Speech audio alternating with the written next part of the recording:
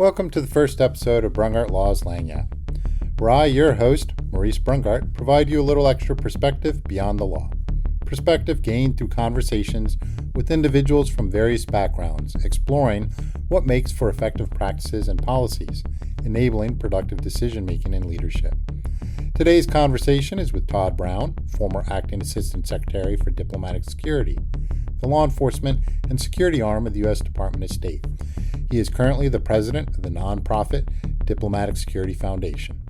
Welcome to the program.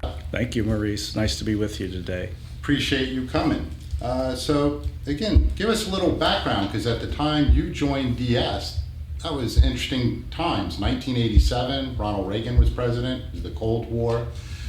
We recently had the Omnibus Diplomatic Security Anti-Terrorism Act. So you were effectively sort of a new generation of DS agents. I was, Maurice. I came on under the big hiring spurge with the Omnibus Diplomatic Security Act, primarily from the bombings in Beirut in the early 80s, and saw a need to professionalize that service and make our personnel safer overseas. So I came on with a lot of other agents. It was a career, ultimately, I think, that fit my interests very well. It was at a time, I was in grad school at the time, but I had graduated up with a political science degree. I come from a background of family members in law enforcement, but I was not in law enforcement.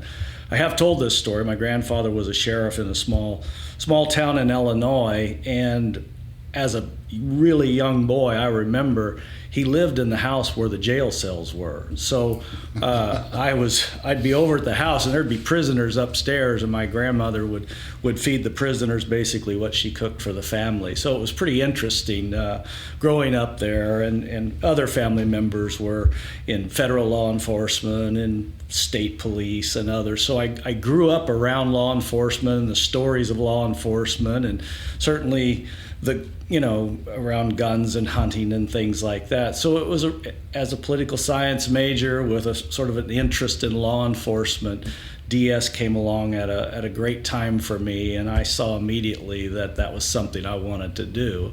I might add, I wasn't well traveled. I'm joining the Foreign Service. I think I had been in 3 states by the time I was 17. Had maybe taken 2 commercial flights by the time I was 22. So I didn't bring a lot of overseas travel with me to DS, but I had that interest in cultures. I had no fear in going to places. Anytime I was able to travel, I took advantage to see things, and so it was just a really good fit. And then I got married pretty soon after joining DS, and fortunate to my wife also liked that experience, and so off we went. And 35 years later, and I've been retired for about 2 years now. But I look back, and it's nice here to sort of reminisce with you a little bit today. It was an enjoyable time for the most part, not without its significant challenge, and maybe we'll touch on a few of those as we go through this. Well, that's quite interesting. I can only imagine when you were filling out the background investigative questionnaire, associations with folks with criminal records, how you fit the jailhouse residential experience into that.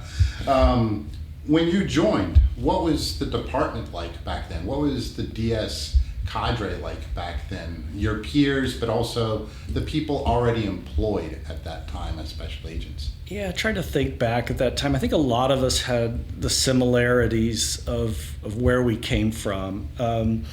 I didn't bring military or law enforcement experience with me. I think that's changed over the years. It's kind of hard to get your foot in the door these days without that experience. So I came on with a group, and I think there were 3 classes of agents going through the Federal Law Enforcement Training Center at the same time. So there was a bunch of us. So we compared. There were certainly people that brought former military, and there were police, but it was quite a balance of private sector positions and military and police. And I think all of us were a little bit of the unknown, what sort of lied ahead. We certainly knew adventure, when you start talking about overseas assignments, and the training was very good. And so, we looked forward to that first, to where we were going to go and what we wanted to do. So there was a lot of anticipation. I think we took the we all took it very seriously.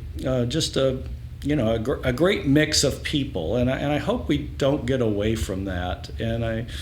Because I look back on my class, and I don't think there was any one sort of trait or background that sort of dictated success in the future. In fact, I saw people that came in from perhaps selling computers that were very successful in DS. So, that gives you pause about what makes a successful DS agent in terms of the skill set. Are you better off bringing somebody on that has those skills already?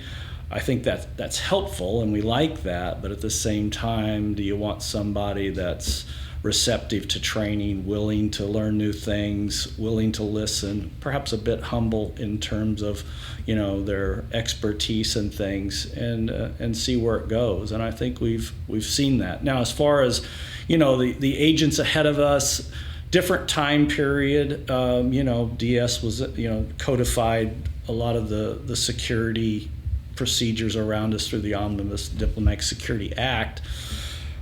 But I think the agents that came before us were quite accomplished for the most part. We all look at DS through the years, and I think we've probably said, how in the world did that person get hired? I mean, I think all government agencies experience that, but I'd say for the most part, DS was bringing on good people, even before sort of that mid-'80s hiring splurge that took place. So, it was a great time to come on. A lot of colleagues that I related to at the time and still are in touch with, and I think the organization has certainly progressed to more professionalism. We're better equipped, we're better trained, we're better funded, all of those things that took place. Is our voice louder? I mean, perhaps that's also a topic we can talk about, how much weight our voice carries in terms of decision making within the department.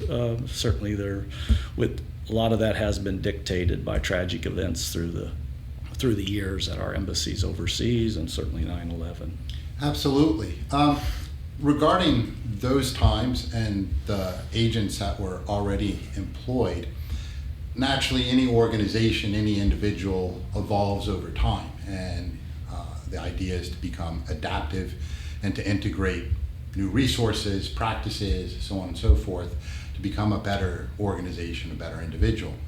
However, what would you say were things from back then that have withstood the test of time, so to say?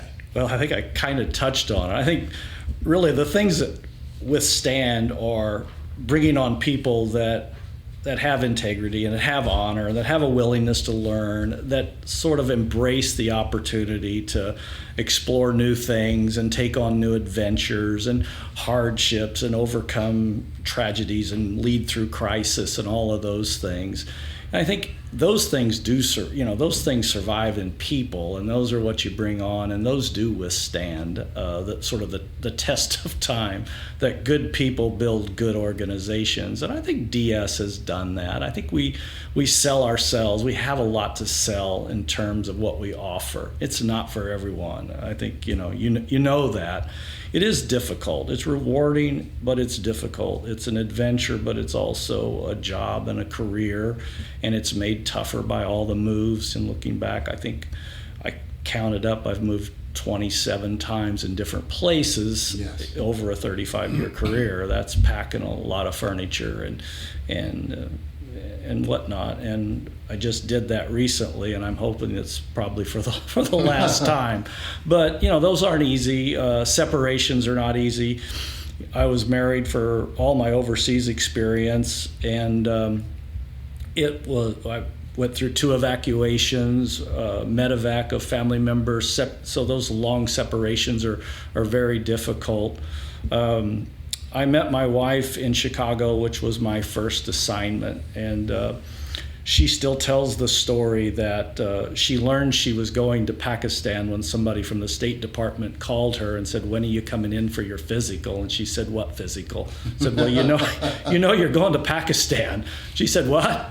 I know that story's been embellished through the years a little bit, but she does like to tell that story. And we were, like I said, I was not well traveled, but I was willing to go places and was eager to do so, and saw an opportunity. It was tough to get overseas at that time also. The jobs were not easy, and that's where the action was. That's where you started your career. And so I think I raised my hand to go to Pakistan, and a lot of people weren't so eager to go there. And it turned out really to be a great introduction, not without some challenges. We flew in, my wife and I flew into Islamabad.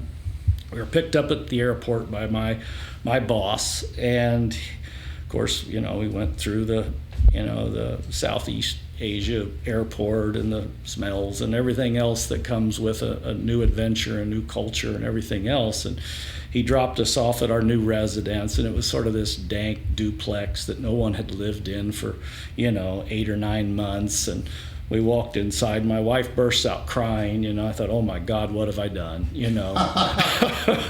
But quickly we rebounded, and we dug in, and it really was a good experience. Worked with great people, and it was just a good introduction, and had good leadership, and so it was really kind of what launched my career. I have no doubt about that. So it was maybe a bit lucky that it turned out that way for me. I know it hasn't for everybody that goes off, either for whatever reason, didn't experience good leadership or whatnot. But, I was fortunate that way to get a great introduction to Foreign Service life, and that's attributed to the people I worked with and for in Embassy Islamabad. Absolutely. At the time that you joined DS, and then when you were at the Chicago field office, were there any women in your group or in the office? There were not many females in DS at the time. We had a class of 45, and I think we had 2 females that went through that training. Okay. Other classes might have had similar, maybe a few more. So we did not have a large number of female agents. We had some really talented ones at the time, and I think that's changed over the years. I think we've been able to show that it offers a great career opportunity for women. Yes. And that certainly has changed over the years. We have more women. I don't know where we stand in terms of that number. Yes. I think law enforcement in general probably has fewer women than men, no doubt. And so it's always going to be perhaps a challenge there, but I think we've shown that women can be very successful in DS, and they have been. And so that's improved, and I think we're recruiting high caliber female officers who have done well, and no doubt we'll have female assistant secretaries and directors and senior positions filled by women. And out of curiosity, when you joined DS, how did you originally hear about it? Well, I read it was an article in the St. Louis Globe-Democrat newspaper, and it was a big block, kind of like we're recruiting. And I was, like I mentioned, I was in graduate school. Now, I had previously, after college, I had worked in the oil field in Oklahoma. So again, I had no experience in what I was going into. I had no travel background, but I had worked in the oil field in Oklahoma on drilling rigs and building drilling tools and such. Then I was in graduate school, but as I mentioned, I had an interest in law enforcement, had a political science degree, which sort of speaks to my interest in government and things like that. So there was an advertisement, we're looking, and I immediately seized on that. I mean, I'm like, that is me. I mean, and I think others were kind of the same way. They saw that and go, wow, travel, guns, law enforcement, security. I mean, that's perfect, and for me it was. And so I flew off to Chicago, which was, I think, my second commercial flight I ever took. And I grew up in southern Illinois, so Chicago was a world apart. I maybe had been there once before. But interviewed, and at the end of the interview, they told me I had passed. I mean, I was just thrilled. I really was. So I went into this job, with great anticipation, a willing to learn. I didn't bring any baggage in terms of I know better or this or that. I mean, I could shoot, I could do things. I played sports, I was physically fit and things like that. But beyond that, I knew I had a lot to learn. So I was kind of one of those that maybe kept their head down a little bit and listened and learned and followed and that launched me to a good career. And I think I've always been a little bit that way, and I think that's helped me through the years. We offer so many opportunities. We offer language opportunities. We offer advanced degree opportunities. We offer training opportunities, whether it be contracting, different things. I always tried to take advantage of those things. I mean, sometimes it was forced on us. Yes. We had to take, whether it be high threat training or things in our skill code that we required, but there were other periphery things that I always took advantage of, even when I didn't have to. I took some French when I went to NATO. I didn't have to have it. Got hired without speaking fluent French, but I thought it'd be good to have a little French, and I was able to get into FSI and take some French. I took a year of Arabic, and I've often said that was perhaps the hardest assignment I ever had in DS, was studying Arabic for a year. So, but, I fought through it. I wasn't a natural linguist by any stretch, but I liked the idea that I was learning another language, and I worked hard at it and did the best that I could. And I got my 2.2 at the time is what I had to get. And so thank God I was glad it was over. But, in Spanish, I went off to Arizona for, I think it was an 8 or 10 week course to learn Spanish. And they even sent us down into Mexico, and I lived with a Mexican family for a week, and to speak it, kind of force-fed speaking. But again, another great experience. So, I think that was just part of my nature to take advantage of all the things that were offered, and it wasn't done with the purpose of,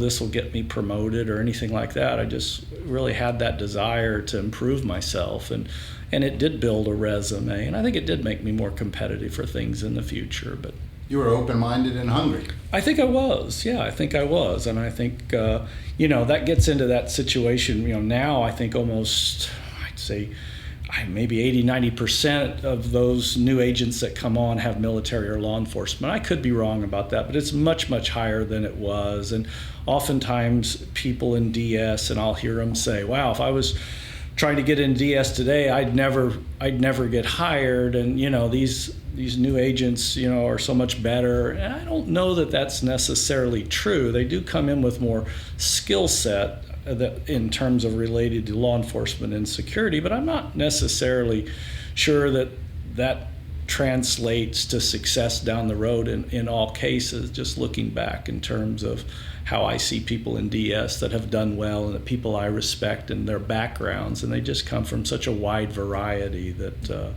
there's no formula that necessarily means you're going to succeed or reach highest levels, and that also brings up the topic, what is a good career, what grades, what promotions do you need, and I think somebody had asked me, did you think of yourself becoming the director one day? I never really focused on I'll be the director. There are always some that you thought, I think that person wants to be the director. It's a long race.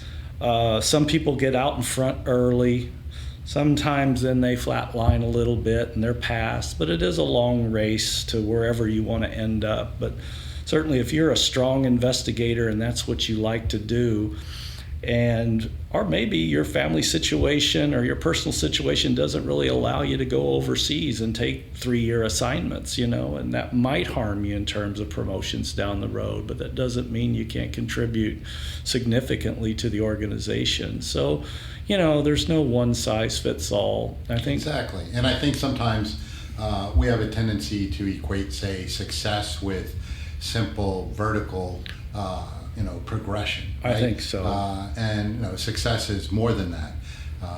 But in terms of sort of that formal progression and positions of leadership that come with additional responsibilities, I always it always seemed to me that in a position of leadership, you don't necessarily have more responsibilities than those under you, for lack of a better expression. You have a different set of responsibilities. And over your career, what do you think contributed to your ability to make effective decisions, to your leadership development? Good question, Maurice, and trying to think about, first of all, I sought positions from one to the next that were always a little more challenging to some degree. I think that's natural. If I served in a smaller embassy, I'd want to then go to a larger embassy after that, if you could certainly get the assignment. Or if you served in headquarters in this job and you supervised 5 people, that maybe it was time to supervise more people, but you still wanted to be doing things that, to the best you could, that you enjoyed. But even with DS, those assignments are, maybe 2 to 3 years. You can tolerate perhaps a bad assignment because it's going to change. As far as leadership and decision making, I certainly experience matters in that. Was I a good decision maker? I think so. I think I was a good decision maker. I certainly utilized talent around me effectively. I've never been one to walk into the room and think I had to say something so profound that people immediately knew I was the smartest person around. I never thought of myself that way. But I always thought I was pretty good identifying who the people were that could help me solve an issue. And I think I always made people feel valued. That's a leadership skill. I don't know that I knew that was good leadership. I think that was kind of the person who I was and am.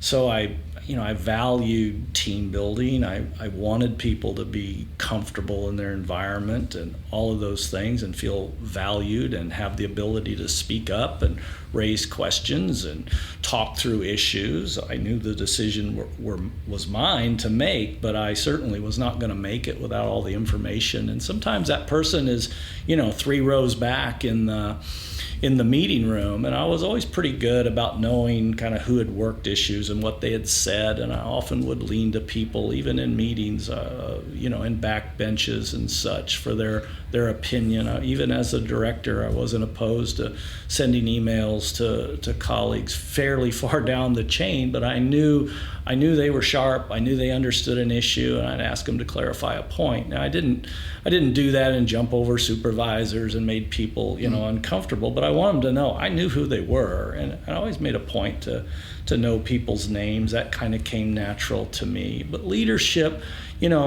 are leaders born, or do they sort of evolve into great leaders? I'd say the most part you bring a great value foundation with you, and that's the best starting point you can have.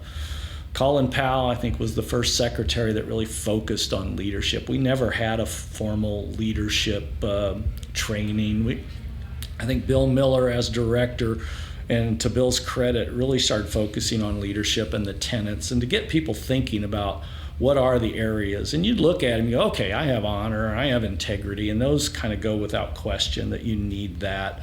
But in other aspects, whether it be team building and other things, you'd look at, am I doing a good job there? Am I mentoring my people? And there are things that you think, man, I could do better there. And I think that's where the value comes from, was understanding what a good leader is. You can think about leadership. There are certainly different styles, and we can see that in today's world and our own leaders. And, as a leader, a CEO might lead different in terms of managing his senior staff than a person who sort of is a visionary and has ideas and puts that out. Is being a sort of a confrontational style leader a bad thing? I don't think necessarily. You don't have to be, the greatest, nicest person in the world to be a good to be a good leader, I think people do have to respect you. I think ultimately it can catch up with you if you mistreat people, but at the same time being direct, but understanding the mission and bringing people. Oftentimes a person might say, I didn't like that person at first, but I really did see the value at the end. I think we have leaders like that. So there are different styles, and I think situations require different kinds of leaders. Obviously, Winston Churchill was a great wartime leader, less effective, after the war and such.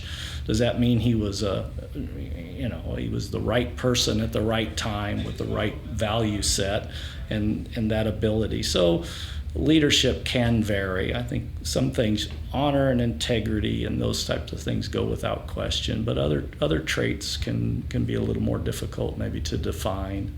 So decision making, you evolve through the years, you get comfortable, you understand the mission. I think when you understand the mission, the culture, and all those things about the organization, that maybe decisions come a little easier, not always, but and we hire talented people, and you'd be silly not to utilize the talent around you that's available if you're in a more senior position.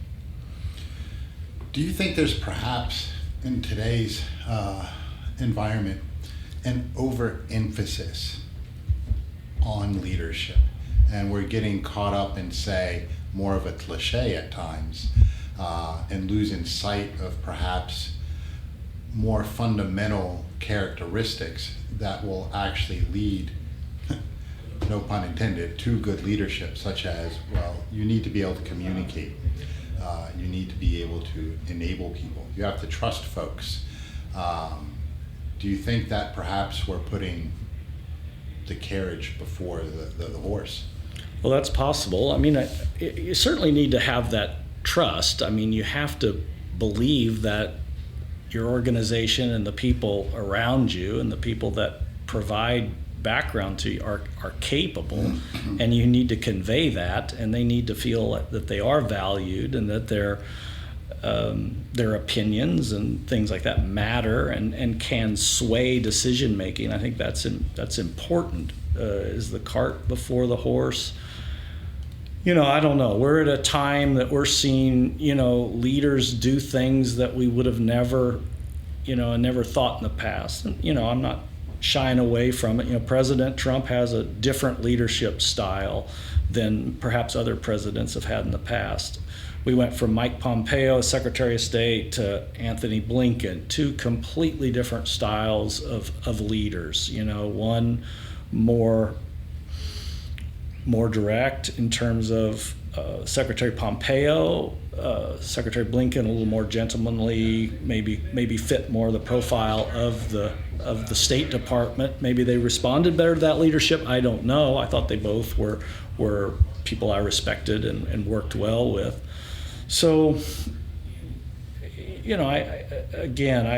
I'm not certain beyond the characteristics of having honor and having integrity and having the good of the organization as your primary goal, that those other things get a little more difficult to define of what exactly you need to have. I think the CEO is as opposed to the vision, the CEO who manages a boardroom as opposed to a CEO may be a visionary, or two different styles of leadership, and both can be very successful for an organization.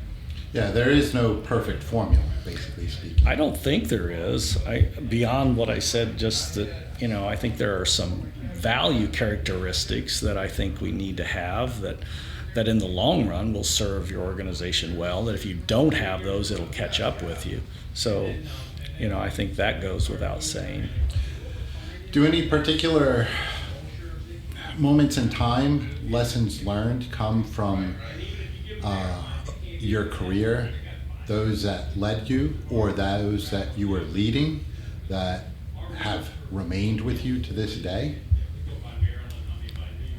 Well, I think, through the years, I've been involved in a lot of significant decision-making moments in time in terms of, whether we evacuate or not evacuate an embassy.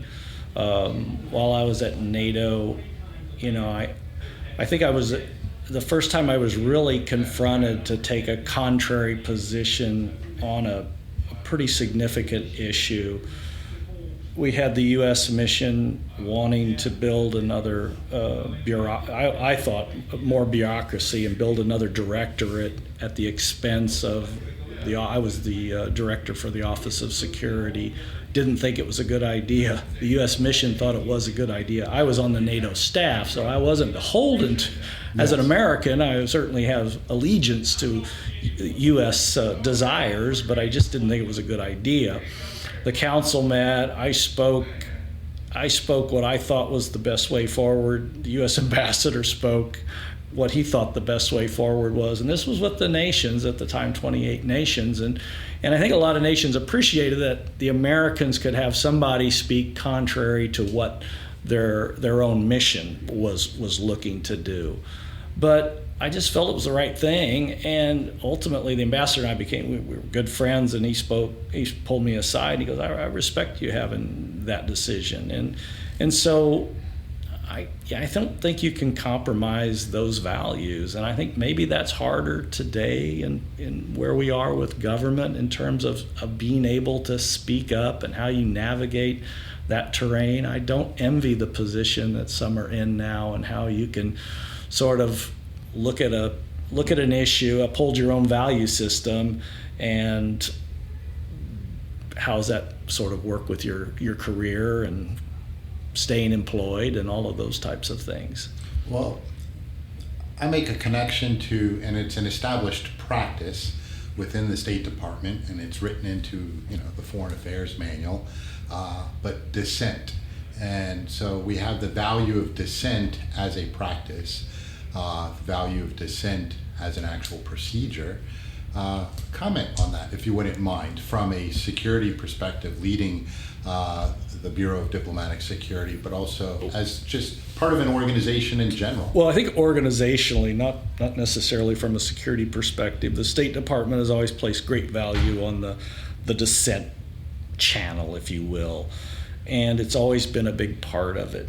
I would caution that it not be promoted in the sense, we want to reach consensus. If you're at we'll say it's overseas and there's someone who disagrees with a policy going forward, you would hope that through discussion and that you can bring everybody on board. If it's a topic that you just can't and somebody feels strongly, I think a dissent capability within an organization is constructive, and particularly in government. And so I certainly wouldn't have a problem with that.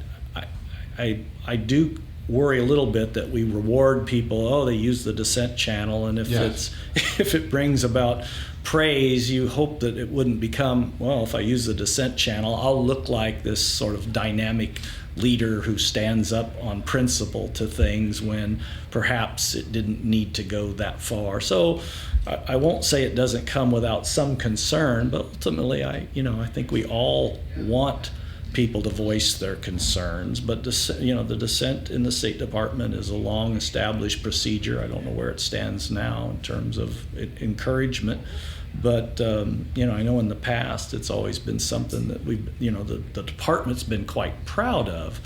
Security-wise, I don't know that it's much different. If I was a leader and one of my team members disagreed and then they went through a dissent, I probably wouldn't necessarily care for that. But if that's how the system is structured and that's their likelihood, I would hope that let them say their blessing and move on. I wouldn't fear it. I think you'd have to be comfortable in your own decision making. But let me also kind of rephrase things. So not so much actually exploiting the dissent channel per se, but just the value of dissent, that it's important that we hear different perspectives, whether we are the leaders or we're the subordinates. It's good to have that sort of contrarian vantage point presented to one, because then I think it allows individuals to consider factors they may be completely overlooking.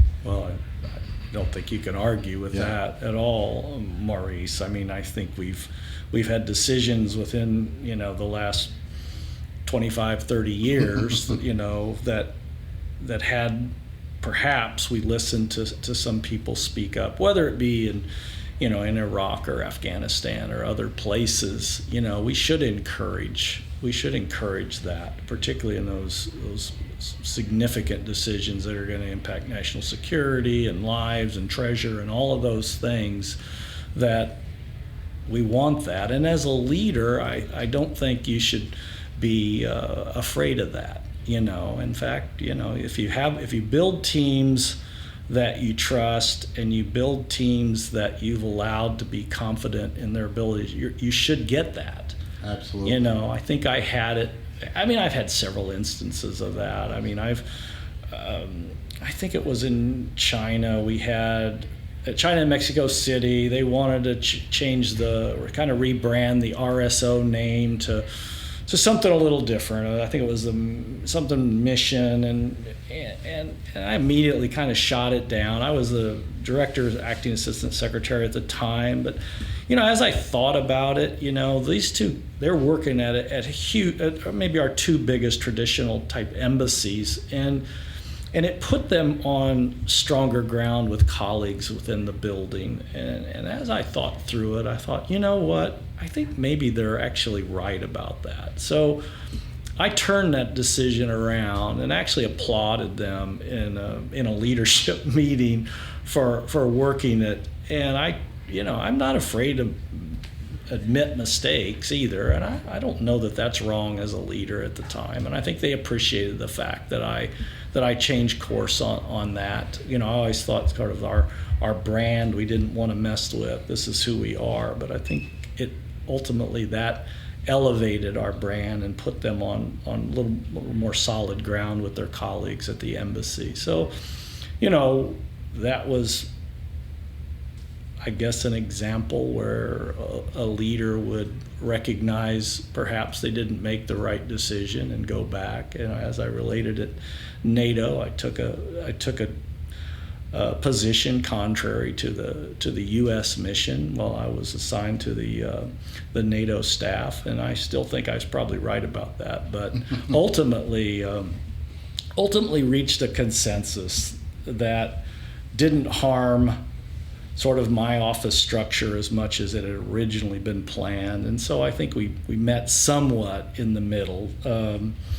And I think had I not pushed back, it would have decimated the Office of Security and weakened NATO as a whole, in my opinion. So, stand up for what you believe. Don't be afraid to take it on. I think generally people respect that.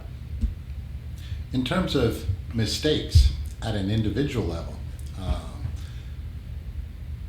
your observations over the course of your career, and then having occupied the seat at the much higher levels running DS, where do you think agents have made a bad choice? Do you see recurring themes that gets them in hot water that they could just easily avoid? I'm sure there are some. I'm trying to think, Maurice,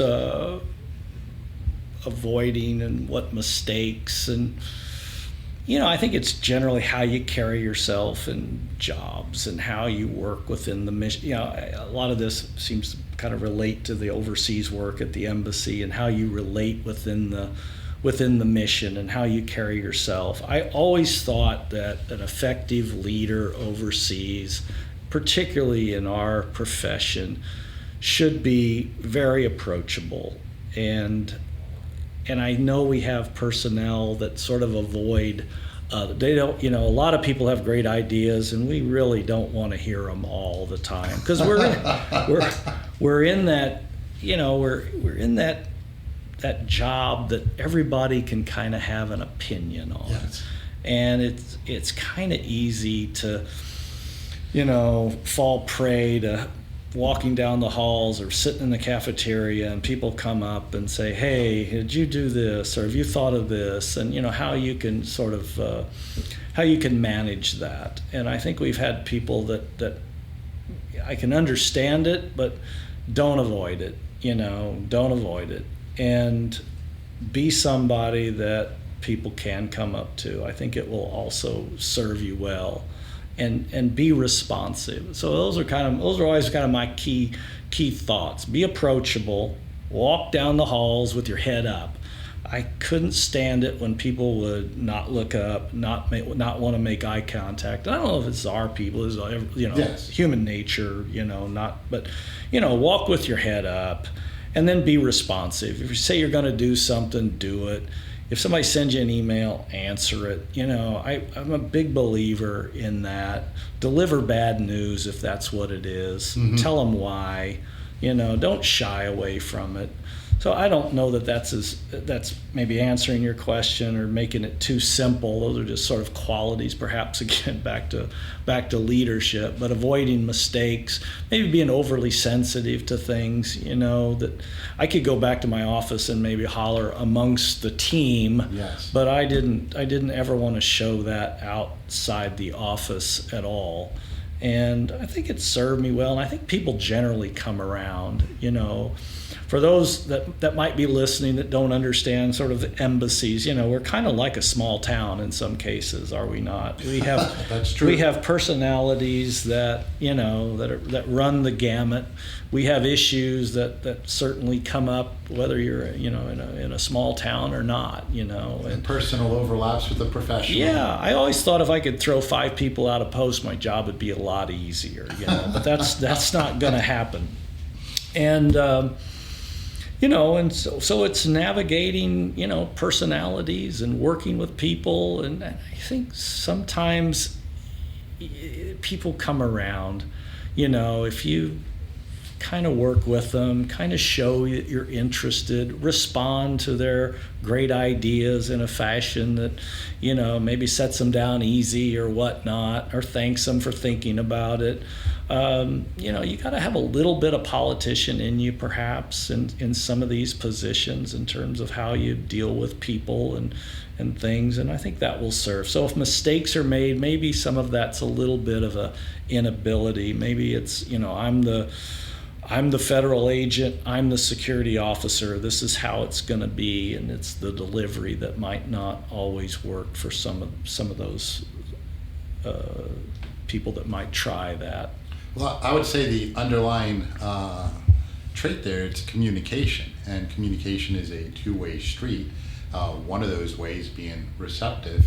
And when you mentioned the word approachable, you actually reminded me of a time when I, with others, conducted a post-security program review, and it came up with a particular individual at Post who, managing the program, but in terms of interpersonal skills, is a little lacking. And as an example, it came up as to whether the individual attended some of the social activities that were being sponsored, whether by the MSGs or the club, and hey, did you go to the softball game? And the response was, no, that's not my job. I'm here to run the security shop. And a colleague of mine had basically communicated to the individual, if people don't think they can talk to you on a softball field, how do you think they're going to follow you in a crisis? Good point.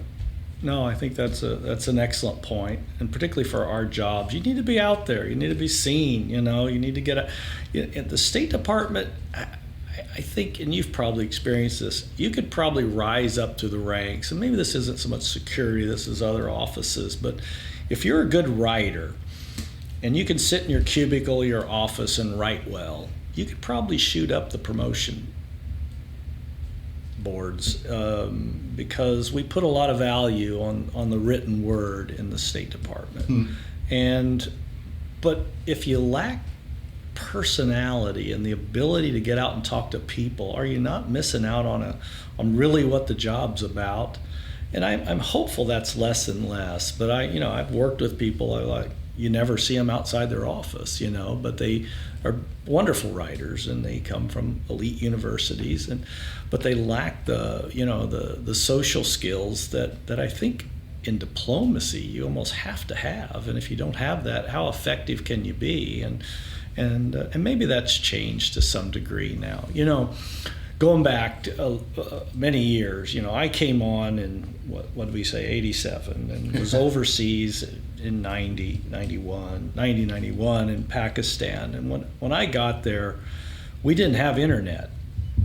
There was no television other than I think we got 1 hour of CNN International. I mean, it was just a different time. I mean, the world has changed significantly since then. And State Department cables back then were actually much shorter in content, having been privy to those. And it was a different environment in embassies. You relied on one another for entertainment and in different ways. You know, we all brought VHS tapes that we recorded movies and we watched those. We didn't get sports scores. You know, sometimes they cabled them out through the, you know, and you could read, but I was desperate for sports scores. And I used to drive to a little newsstand in Islamabad, and I would get like, anywhere from 4 or 5 day old USA Today newspapers, which I would overpay for just to read the box scores. I once drove through a tear gas. The riot had pretty much ended at the Indian embassy, but the tear gas remained. But I was desperate for that stuff. You know, my mom once sent me I know I'm regressing. I apologize, Maurice. No, please. These are memories. These are memories. My mom recorded a football game for me, Eagles and the Bears, and I didn't know the score. The game was obviously played weeks before. Did not know the score, so I was so happy to get that. I was watching that game. It went into overtime, and the tape ran out. Oh. Yeah. So I mean, those are the things we relied on back then, and it was, I think, a good thing. Obviously, that's changed. Now you go online and find out if your high school team won on Friday night. You know, as it occurred. So it is a different place now. Maybe that's the biggest change in terms of information flow and the immediacy and emails. And you can send an email and not go out of your office, and you really don't have to have a conversation. You just go back and forth with email with people. And so I don't know if that's good or bad. In some cases, obviously, it's good. You can get information out quickly in terms of for our profession, but that's probably been the biggest change in terms of how we do business that I experienced, and of course those that came after me have not experienced that. But that was a pretty interesting time to. Well, I would say those times and environment, having been somewhat a part of that professionally, one thing it does is, because you don't have information readily available, immediately available, you then deal much more with uncertainty. You have to make decisions based on what you do know, and you have to have the confidence to make that decision. And so perhaps in today's day and age, there's greater likelihood people are not making effective decisions because they're waiting to get that one more piece of information because they know the information is readily available, immediately available. Do you see things that way? Well, I think you're probably right. I think maybe even the alternative, though, is we oversaturate the need to have every piece of information analyzed and made available, and we overcomplicate things to some degree. So there's perhaps that piece as well. But you're right. I think ultimately, we can get to things quickly now, and we can farm it out and have different people working on it immediately, and they can get it to them with time change and everything that goes into place that we can get it more quickly and readily. But certainly there's no excuse probably to have decisions that are made with not all the information that's available back to you, if it is in fact available. Regarding touching briefly upon how we move people up the ranks, and you had indicated if you're a good writer in the department, and it's not to begrudge or undermine or critique anybody that has risen to the ranks, that it's exclusively on writing skills, but we're both aware that writing plays a big part in it. Specific to special agents in diplomatic security and the department, do you think, because, and it's written into the Foreign Affairs Manual, there should be a separate or an additional evaluation aspect when looking at agents and considering them for promotion, since they are held to a higher standard being law enforcement officers? If again, if we were king for the day, so to say, should there be an additional aspect or a completely different process? Well, I hate to add to the process because Yes. they're cumbersome. The department basically shuts down when it's evaluation season. You know that. They are so cumbersome, so detailed, but is there a better way to replace it? I've talked to people in other agencies and they check boxes and different things. I can't imagine that's necessarily better. So what do? We have... Some people have mentioned like even a peer review process. Do you think that would work? Or? Well, I'm not certain, again, peer review and who knows who, and we're a small organization. Perhaps it would. I mean, I'm not opposed. I mean, I've gotten to where I just dreaded EER season. I dreaded my own and dreaded writing 9 or 10 EERs that are pages of narrative, and you owe it to that person obviously to write an evaluation that captures what they've done. And I don't think any other organization in government comes close to what the State Department does in terms of the demands of the evaluation. Is it the best out there? I don't know. I think they try to be, but it is judged on writing ability. Now we write a big piece of it ourselves, and writing about your accomplishments. I think it does put you out there to show, one, can you write, which but two, do you understand the mission, and have you contributed to it, and what did you see that you did contribute to that? And I think that is important, and that's a good judge of how a person's done. I think obviously your rating officer is important, and hopefully you're fortunate to get a person that, one, values what you contribute, and two, can put it down in paper, and also has a work ethic that makes them want to put the time in to do a good job. Not everybody's going to get that, and hopefully throughout a career there's that balance. Do I think the best people rise to the top in the State Department or even in government? I think ultimately they get it pretty close, but no doubt there are people that have been disadvantaged by poor writers, or they're effective officers that maybe just aren't as comfortable writing glowing things about themselves. That's not easy to do, to sort of tout how wonderful you are. Yeah, and no system is perfect, and we have to accept that. No system is perfect.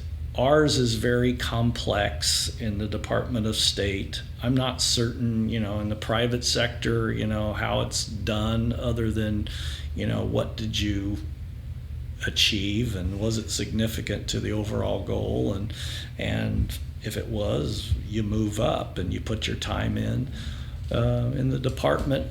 Taking a job overseas might allow you to be a little bit more creative in your evaluation and single yourself out, as opposed to maybe somebody that's back in headquarters.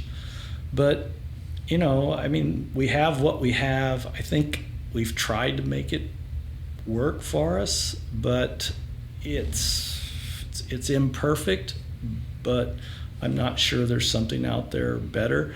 I was director. I had somebody come into my office, and they wanted me to say they should be promoted now. I mean, they argued vehemently that I used the word now. And I truly didn't think the person was ready for, this was into the senior foreign ranks. And I came from, a career progression where I think I call it checking boxes, when small embassy, medium embassy, larger embassy, supervised people, went through crises, things like that, and ultimately made it into the senior foreign service. This person hadn't really done any of that.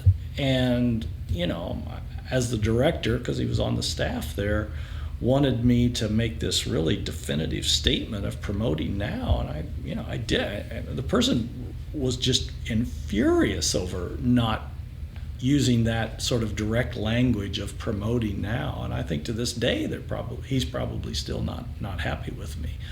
So people are a little different these days. I had a more junior person who was in her first job, really, a civil servant.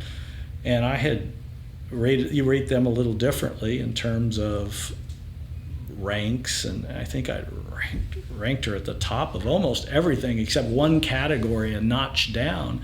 She literally cried in the office, and it was a strong evaluation. So I think there's so much on the line too with these promotions, and people live and die with them, and you wait for your name to show up, that it is a very difficult time. I don't know that everybody realizes that, and the State Department has never made it, I don't want to say the State Department's made it easy, but it's harder to rate a poor performance than a good performance. And sometimes we overrate a mediocre performance better because we've not taken the time perhaps to document along the road, how a person could be better, and then capture that in the EER. Because everybody, you've heard of this sort of slogan, everybody walks on water in the State Department. Everybody moonwalks on water. Moonwalks on water. And I think there's some truth to that. We write these glowing evaluations. So how do you sift through good evaluations and try to pick up little indicators that might be there to say, well, maybe this person is a little bit farther down, which may not have been the intent of the writer at all. So it's how the panels then interpret and how they go into their into the job, thinking, how can we siphon through these things and pick up? Do you reward a real honest evaluation where maybe they point out something that's not entirely great, but then they capture something else? You're like, well, that's a real truthful. This person was really good over here, maybe not quite. I think you need to value that in some way, rather than that person that just does everything so wonderfully that you could sort of say, well, I'm not sure how fair that was. But that gets tricky too. So, I don't know, Maurice, what the perfect answer there is. I know it's changed over the course of my career to some degree. We're still heavy into narrative, and it's labor intensive and all of that. But I think to some degree it works. If I had to calculate it, 80% maybe is on board through time. There are people that get promoted early that you might question, and then maybe over time it kind of evens out. But no doubt there's some that are missed, and people pay for that for whatever reason. So, well, part of what I'm hearing, and correct me if my observations are completely off, but it sounds like, one, the devil is better than the one you don't. We have a system. We need to acknowledge it's imperfect. But overall, it works. We know some people will be overlooked. Some people will rise up when perhaps they shouldn't. And that's just a part of life. I mean, it's not one that is justifiable. But again, that's a part of life. It's part of a professional career. And one might find oneself in that position where one could have been selected for a higher rank when one shouldn't have, and one could have been overlooked when one shouldn't have. But at the end of the day, one needs to make the best out of this system. I do think, from my time in the department, that one thing we could have probably done better is prepping supervisors, their role in the evaluation process, and that it actually starts before that April 15th time frame, which would allow them to probably have the confidence to document poor performance. What do you think about it? No, I think that's exactly right. I think they have to know that's part of their own, that's part of their job, that's what they can do to probably impact the organization as it should be impacted, in terms of getting the best people moving upward and the poor performers going in the other direction and maybe out, And so that's so important to do. And if you don't take those steps, or you wait too long, it can be too late. You can't capture it in an evaluation if you've not brought it up in the past for somebody to improve upon. We all know that. You can't say it. It's not going to fly through the boards. They're not going to allow it to go forward. So you have to understand the importance of taking, on that role of raider and mentor and all of those things, and you have to point them out. And are you holding those regular meetings with your team and to talk about their performance and what they can do better? And then when it comes time to write up the evaluation, in some cases you've got the ammunition available to point that out in an EER. And I don't think we've done a real good job in the past. Again, I'm not sure if that's improved. Maybe it has now. Shifting a bit, speaking of the department, the department is a very unique culture. We've got a mix of foreign service personnel, and for our audiences out there that are sort of unaware of how the department works, these are individuals who their career will take them through multiple assignments overseas. You have civil service personnel who they pretty much stay in one location unless they proactively seek out a different position. You have your locally employed staff who are the foreign nationals in a particular country where we have diplomatic mission. We have personal services contractors who tend to be retired individuals, third-party contractors. Considering just the diversity of individuals in the department, do you find that there is equity across the board, or do you think there may be some disparities in treatment based on where someone is? Do the civil service personnel get a fair shake at things, or are they considered second class because they're not going overseas, as an example? I won't deny that there couldn't be some of that goes on to some degree. I think we in DS have always tried to sort of talk about the family aspect of the organization. Does that mean there isn't some consideration of, we deal in overseas issues a lot, and so maybe we put value on the person. Well, I was in the Sudan, and I bring this sort of background where a civil servant might not. And I don't know. I think you have to be aware that possibility exists, and probably the only people that could shed light on it, how does the civil servant feel in the organization? And it'd be interesting to hear sort of, and I know we've had those discussions in the past. I've always felt that we've done a pretty good job there, but it can only really be how they feel about their value and are their opinions, accepted, and, are they part of feel part of the team and that they have value and all of those things. I think we've certainly tried to make that occur. We are a foreign affairs driven organization to a large degree, and so the people that have served overseas bring a perspective that might make their voice stronger, perhaps, on some issues. It doesn't mean all by any stretch, but I'm not sure I can answer that in terms. I think we need to be aware of it, that we have sort of this diverse workforce that I think brings value across the board in terms of the expertise, whether it be the civil servant, the third-party contractor. I think DS is a 40 to 50,000 person organization spread out through the world, and so we certainly have different categories and things like that. I'm not sure, Maurice, other than I believe people feel valued in DS.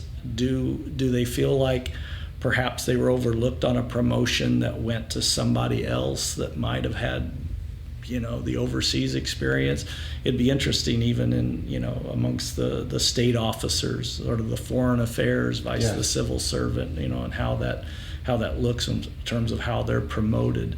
So I don't know that I could entirely answer that question, other than we've always been aware of it. We've always been very careful to acknowledge, that diversity and point that out. Our civil servants, our third-party contractors, the value that they bring.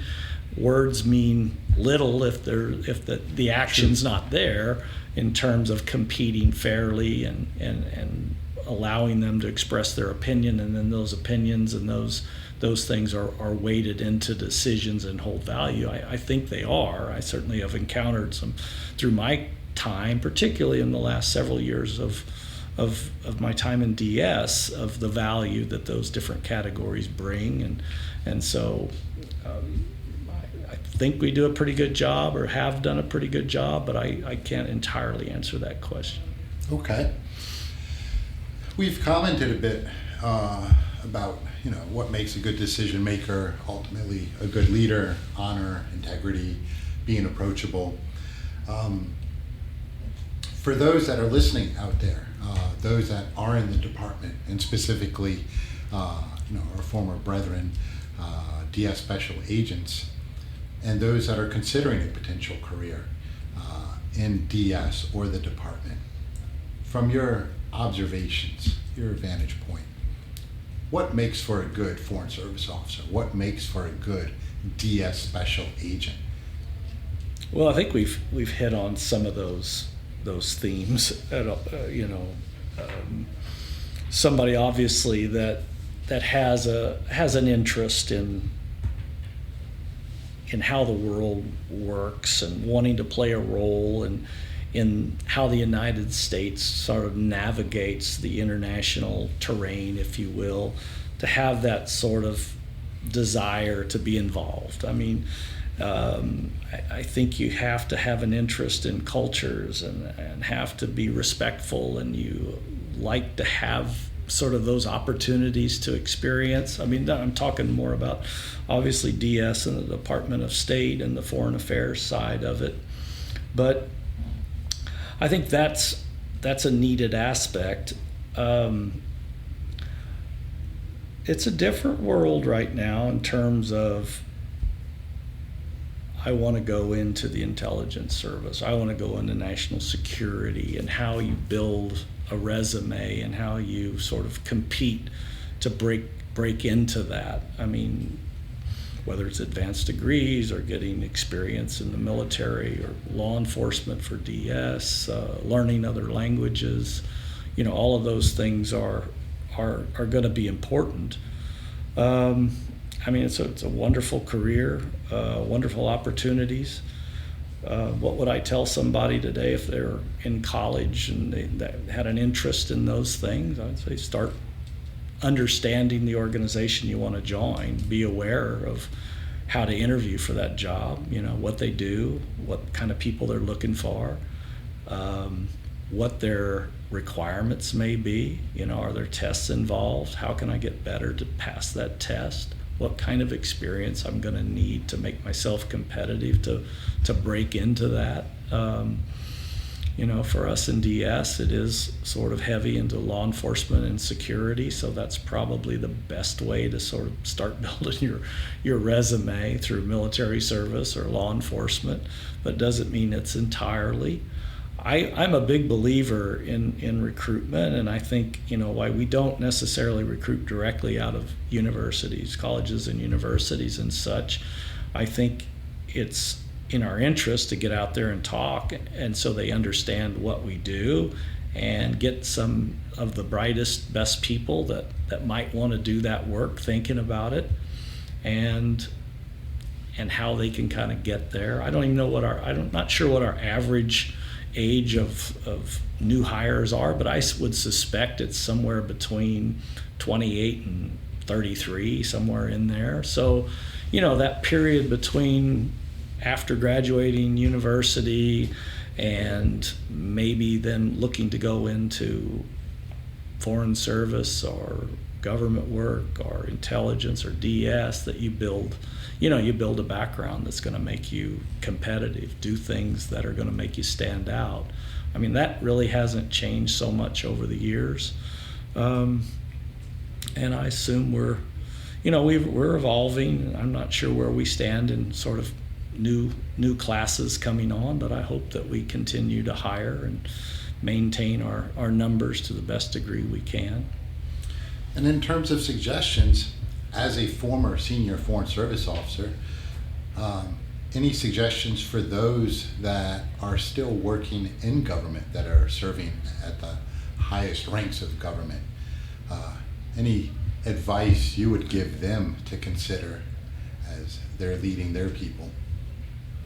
Well, I think these are challenging periods politically where we are. I'd say hold on to your values.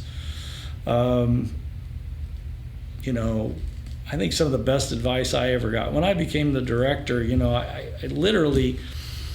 I was a deputy assistant secretary for countermeasures, and the assistant secretary, or the director, was leaving to go in the private sector, so we had an opening.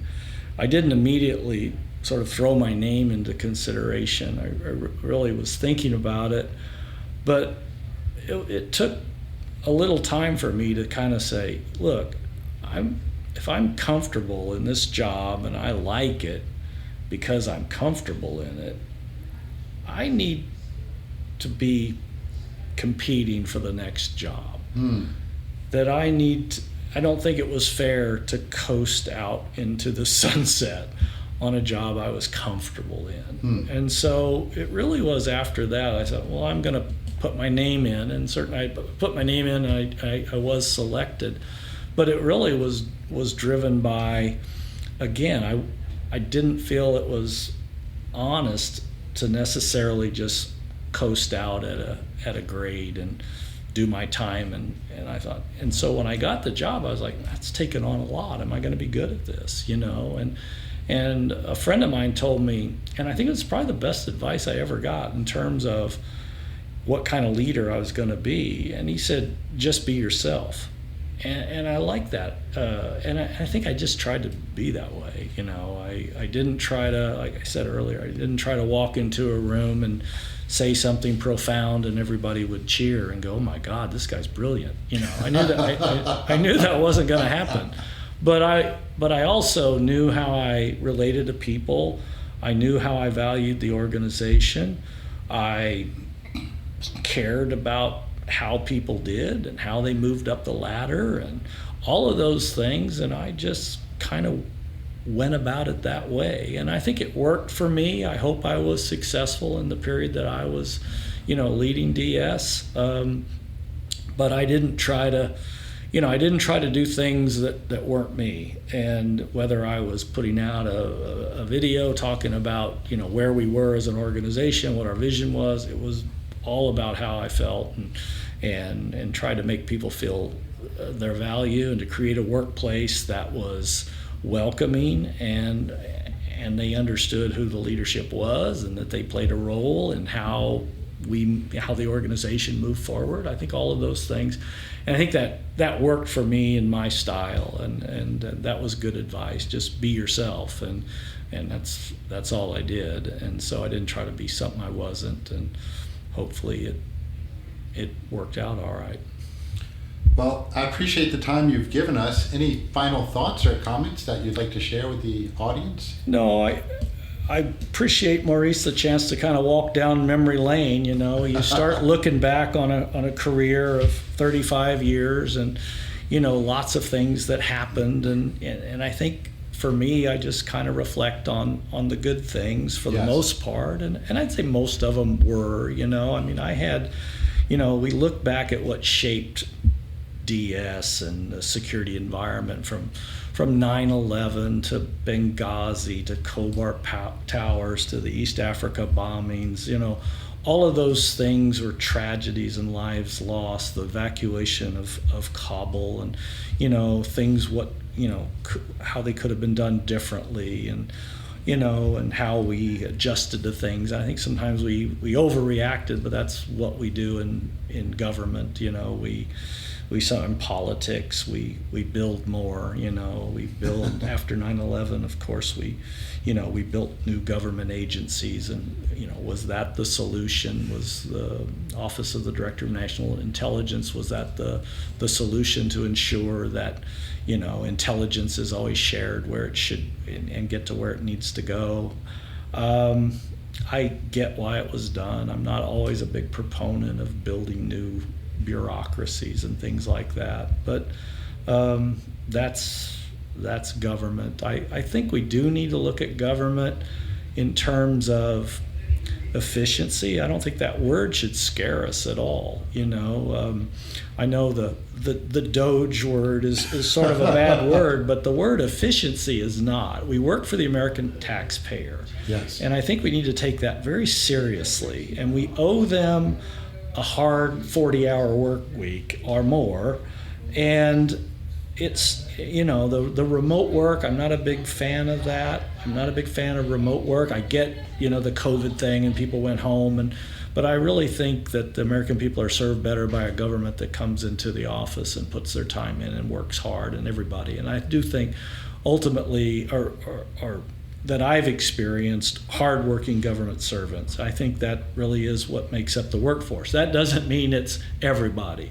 But the American taxpayer does deserve that everybody is putting in hard work for the government, for their tax dollars. And I think, we need to be able to define what we do and accomplish. And I don't think those are bad words necessarily to understand what you're doing and how it contributes to things. And you should know those. I'm not saying we need to make people write down their accomplishments and send them in, but if you self-reflect, you should be able to think about what you do during the week that contributes. I don't think there's anything really wrong with that. Supervisors need to think, what are my people doing that are contributing to the to the mission, and that the American taxpayers they deserve that.